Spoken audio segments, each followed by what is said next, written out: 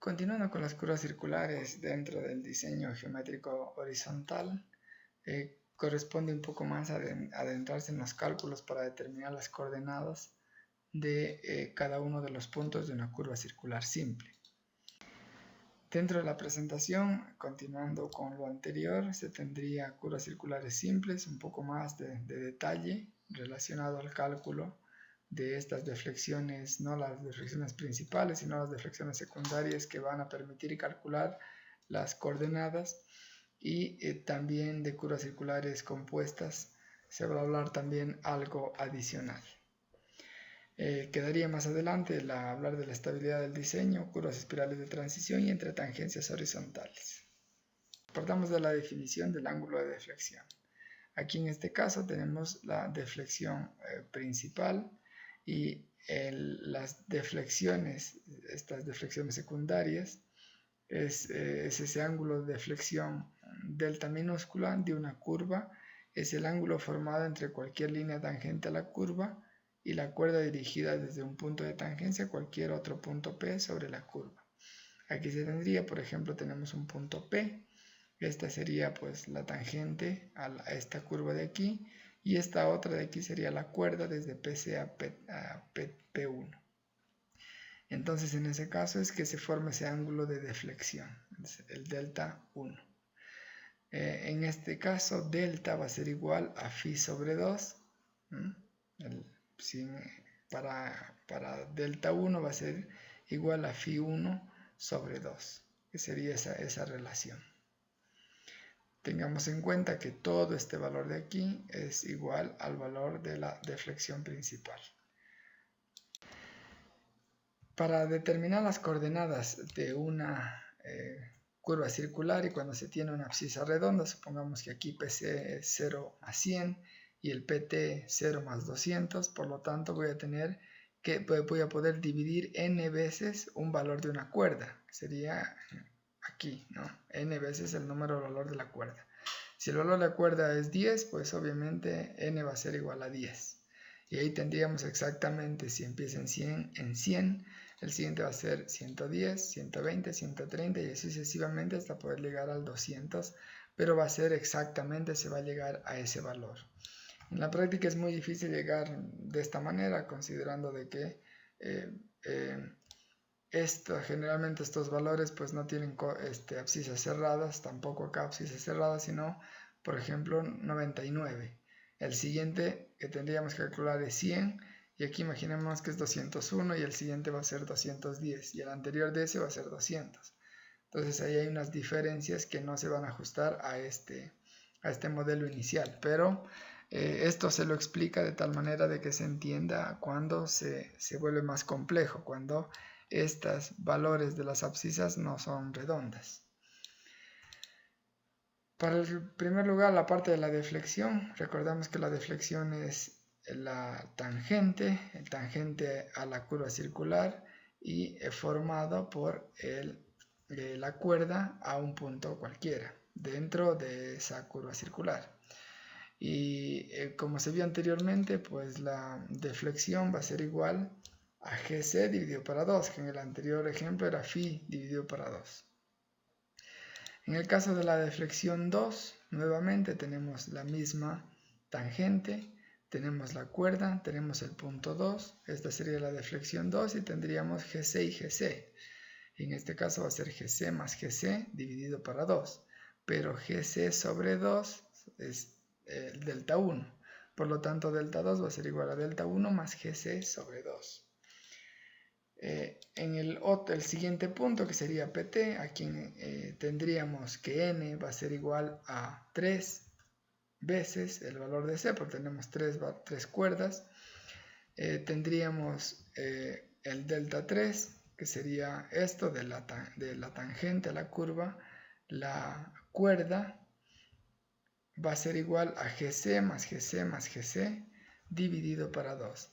Pero GC más GC dividido para 2, que era lo anterior, es delta 2 más GC sobre 2. Por lo tanto, si hablamos de un delta n, va a ser igual al delta n menos 1 más GC sobre 2. Eso sería simplemente para tratar de la fórmula general para poder ir calculando cuando la abscisa PC es redonda. Para el caso de una deflexión, cuando la abscisa PC es fraccionada, se tendría pues este modelo.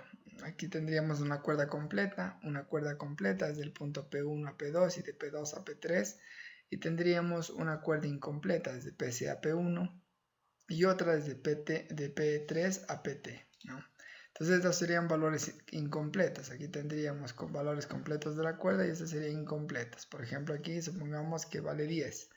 Estos serían valores completos. Y al ser valores completos también tendríamos el valor completo de GC. Cuando no, en este caso se tiene el de C1, sería G1, y en el otro caso sería el G2. Lo primero que hay que hacer en este caso es determinar el valor unitario que va a tener. Si esto sabemos que es C completo, el valor de la cuerda completo, esto va a ser una fracción. Y para poder determinar las deflexiones de una fracción hay que saber cuánto de deflexión se va a tener por cada longitud unidad, por cada metro de esta cuerda. Entonces lo primero que hay que relacionar es que este valor de D va a ser igual a GC, ¿no? Esta sería la parte completa, GC dividido para 2 veces la longitud de la cuerda completa. Cuando se tiene el valor de la cuerda de 5 metros, se tendría GC en grados dividido para 10 metros, simplemente porque 5, aquí quedaría 5 por 2, 10. Y me quedaría el valor de grados por cada metro, la diferencia. Si fuera 10, esto va a ser 20, si fuera 20, esto va a ser 40, porque aquí tenemos de denominador 2 veces multiplicado por el valor de C. En cualquiera de estos casos, pues me va a dar grados dividido para metro. La idea de esto es de saber por unidad, por valor unitario. Y ahí se puede multiplicar por el valor de aquí, del C1, y ahí se puede determinar cuál es la deflexión tanto de C1 como de C2. Generalmente, pues en las curvas circulares se suele tomar un valor de entre 5 o 10. El de 20 cuando curvas circulares de radios bastante amplios. Estos serían para radios mucho más pequeñas, propios de carreteras de montaña o de escarpados, más que ondulados. Entonces, la deflexión de la subcuerda C, que sería esta, ya sea C1 o C2, va a ser la longitud de la subcuerda, que sería C1 y C2, multiplicada por la deflexión por metro. Deflexión por metro obtenida por cualquiera de estos, dependiendo del valor que se haya elegido de C. Ahora bien, para P1, para el valor de P1, se tendría la deflexión 1, nuevamente la deflexión 1 va a ser la tangente, y aquí se va a tener la cuerda y se forma el ángulo de deflexión, y ahí vamos a tener el primer ángulo, que sería Φ1, ¿no? Relacionado a G1, que sería el mismo. La deflexión 1 sería igual a C1 multiplicado por D. D, recordemos que es la deflexión por metro. Y esto va a ser igual a C1 multiplicado por GC sobre 2C. GC sobre 2C, que esta expresión viene de lo anterior. Este GC sobre 2C va a ser igual a G1 sobre 2C1. Simplemente es la relación. Si tenemos en este caso GC sería como GC es a G1, como C1, como C es a C1. Y aquí, pues simplificando C1, se tendría pues esta expresión. La deflexión 1 va a ser igual a Φ sobre 2, que es lo que habíamos visto anteriormente para el cálculo en la clase anterior. Para P2, aquí tenemos P2, nuevamente aquí tenemos la deflexión 2. Ahí se tendría que la deflexión 2 va a ser igual a esto, y recordemos que ahí era deflexión 2 o deflexión n a la menos 1, que sería deflexión 1, más GC sobre 2. Y eso equivaldría al Φ2 sobre 2, que sería esto, Φ2 sobre 2. Entonces lo principal sería esta, para P2. En el caso de P3 sería lo mismo. En caso de P3 se tendría el delta 2 más GC sobre 2, o que es lo mismo, a phi 3 sobre 2. Y para el último punto, que sería delta 4, al punto de aquí, sería igual a delta sobre 3 o G1 más GC más GC más G2 dividido para 2, que sería todo este ángulo. Y este ángulo pues es el mismo que el delta principal. Toda esta expresión de aquí es igual al delta 3 más G2 sobre 2. Por lo tanto, habría que comprobar al final que el delta 4 sea igual a phi sobre 2 y este sea igual a phi sobre el phi sobre 4, phi 4 sobre 2 y esto sea igual al delta principal dividido para 2. Eso es lo que hay que comprobar al final. Si no se comprueba al final, eso significa que algo estuvo mal en el cálculo, porque tiene que dar exactamente. ¿Por qué? Porque la suma de todo esto tiene que darme el valor de de delta. Para el cálculo de las coordenadas de cualquiera, ya sea curvas circulares, simples, compuestas, etc., o incluso cuando se tienen espirales, es necesario conocer las coordenadas planas y polares. Si tenemos un eje coordenado norte, sur, este y oeste, este sería la parte del origen y tenemos un punto ubicado en este cuadrante. Pues entonces, imaginemos un cuadrante, un punto A en este cuadrante. Ahí tendríamos, ese sería el cuadrante noreste. Si fuéramos a calcular la coordenada norte de este punto A, va a ser igual la coordenada norte del origen de este punto de aquí, considerando de que este no va a ser 0, no siempre va a ser 0, 0, 0, va a tener algún valor. Entonces la coordenada norte del origen más la diferencia que hay de el origen hasta este punto A, la diferencia en norte, ¿no? Y eso va a ser igual a la coordenada norte más OA por el coseno de alfa, y OA pues va a ser la hipotenusa. El coseno de alfa va a ser este valor de aquí. Para cuando se trata de la coordenada en de este punto, va a ser igual a la coordenada del origen más este valor de aquí, esta diferencia que hay, desde aquí, desde A hasta el origen. Y si lo pusiéramos en valor del ángulo, de este ángulo alfa, va a ser igual a la coordenada del origen más OA, que sería la hipotenusa, multiplicado por el seno de alfa. Y la hipotenusa, pues obviamente va a ser por teorema de Pitágoras, va a ser la sumatoria al cuadrado de este lado y de este lado, ¿no? El cuadrado de estos dos lados y de eso sacada la raíz. También se podría utilizar, siempre que utilicemos desde el norte, desde este norte de aquí, no es necesario considerar ninguno de los signos. Directamente se va a hacer el cálculo cuando utilicemos ese valor, pues directamente nos lo va a calcular las coordenadas de acuerdo a dónde esté ubicado. En el caso de B, solo vamos a ver estas diferencias van a ser, en el caso del cuadrante 1 no hay ningún problema, en el caso del cuadrante B sí hay problema porque no todas suman. Ahora en este caso, una va a restar. Para el primer caso, para la parte norte va a tener la coordenada norte menos esta de aquí. Aquí ya se tiene el valor de menos, ¿no? Y si lo tomamos desde el norte, si consideramos desde el norte, pues entonces ahí en ese caso directamente no necesitamos poner ningún signo aquí. Directamente ponemos más el valor de OB más el coseno de beta, que sería con respecto al norte.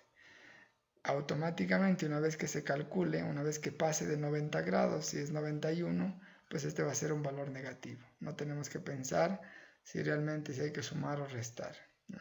Cuando utilizamos el ángulo desde el norte.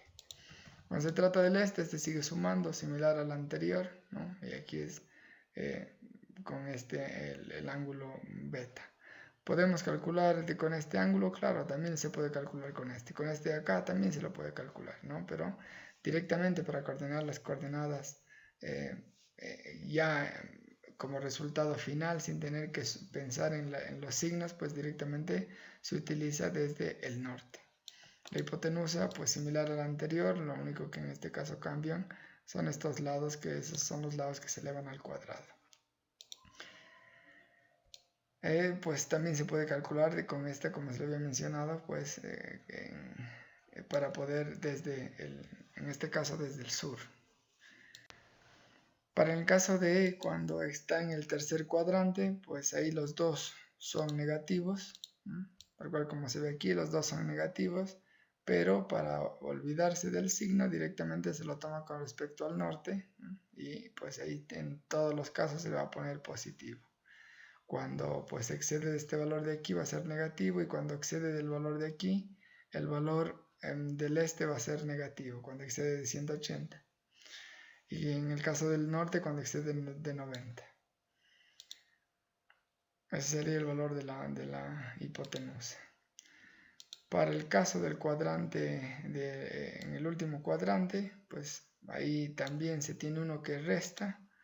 En el caso del norte se suma, coordenada norte, más esta diferencia de aquí. Y la este sí se resta, ¿no? Es hacia atrás.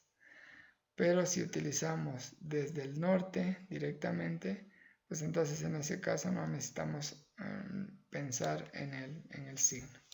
Y este sería el valor del cuadrante. Esto es bastante, todos estos elementos es importante, considerando que para el cálculo de las coordenadas de la curva circular, cualquier curva circular simple o compuesta, es necesario pues hacer este tipo de cálculos, no solo una vez, sino muchas veces, para poder determinar las coordenadas de cada uno de los puntos de la curva. Nuevamente aquí se tienen estos valores que también pueden ser relacionados al norte. En el caso de curvas circulares compuestas, pues aquí, a diferencia de la anterior, solo se tenía una curva circular simple. Aquí se tienen dos curvas circulares que se unen, ¿no? Aquí tenemos una con el origen inicial, PC, PCC, que sería la transición, el inicio de la otra curva, y aquí tenemos otra curva circular que tendría un origen en esta alineación. Estos serían los elementos, punto de intersección entre las tangentes, entre la tangente de entrada principal, y esta sigue siendo una curva horizontal, ya no va a ser simple, es compuesta, principio de la curva compuesta, principio de la tangente, el punto común entre las curvas, radio 1, que sería R1, el radio 2, que sería el radio de la curva, de la otra curva, ángulo de deflexión principal, ángulo de deflexión principal del radio, etcétera. Pues ahí hay varios elementos, ¿no? El delta 2, la tangente 1, la tangente 2 también que se tiene, la tangente corta de la curva circular compuesta, y la tangente pues larga de la curva circular compuesta, que sería TL. Entonces, ante esta configuración generalmente pues se la puede usar cuando se trata de ajustar de mejor manera a una topografía que tiene que ser accidentada para poder colocar este tipo de curvas circulares compuestas. Y en casos mucho más desfavorables, cuando se tienen curvas circulares o cuando se tienen topografías muy accidentadas y se necesita, no hay ninguna otra forma de colocar. Si se coloca una curva circular simple, es posible de que no se ajuste al terreno y haya demasiados, ya sea cortes que haya que hacer, o movimiento de suelos, o rellenos. Entonces, la curva circular trata de adaptarse de mejor manera a la geometría o a la topografía del lugar. Entonces, ahí en ese caso se puede utilizar de 3 radios. Ya más adelante, de 4 radios ya no se usa, ¿no? Pero hasta de 3 radios en lugares muy complicados sí se los puede usar. Aquí se tiene la primera curva circular, la segunda curva circular y la tercera curva circular, cada quien con sus radios. Obviamente aquí tienen igual la anterior tienen características muy similares y tienen un cálculo pues muy diferente a la curva circular simple, y es mucho más complejo calcular este tipo de elementos. Al igual, no solo los elementos de la curva circular, los elementos geométricos y sus relaciones, sino también las coordenadas de los puntos de la curva, de todas estas curvas, porque son 3 curvas circulares simples. Y si ya era complejo calcular para una curva circular simple, pues para 3 es mucho más. Bien, en base a esto, pues se termina la explicación relacionada a curvas circulares simples y curvas circulares compuestas de 2 y de 3 radios.